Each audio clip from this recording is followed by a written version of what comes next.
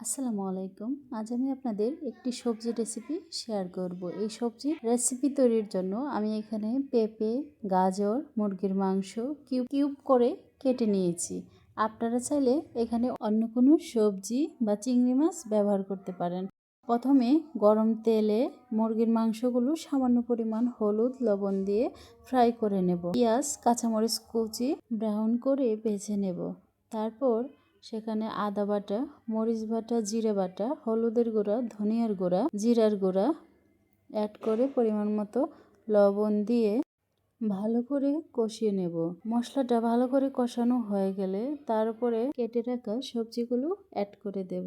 সবজিগুলো এবং ভেজে রাখা মুরগির মাংসগুলো দিয়ে ভালো করে নেড়ে কষিয়ে নেব। কষানো হয়ে গেলে সামান্য পরিমাণ লবণ এবং গরম পানি দিয়ে 15 মিনিটের মতো অল্প আঁচে ঢাকনা দিয়ে ঢেকে রান্না করে নেবেন।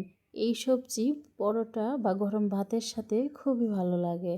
তারপর ঢাকনা দিয়ে ঢেকে 15 মিনিট রান্না করব। রান্না হয়ে গেলে সামান্য পরিমাণ গরম মশলার গুঁড়ো, ধনেপাতা দিয়ে পরিবেশন করবেন। এই তো খুব সহজেই তৈরি হয়ে গেল সাধারণ সবজি। যদি ভালো লাগে বাসায় ট্রাই করবেন এবং কেমন হলো কমেন্ট করে জানাবেন। সবাই ভালো থাকেন। আসসালামু আলাইকুম।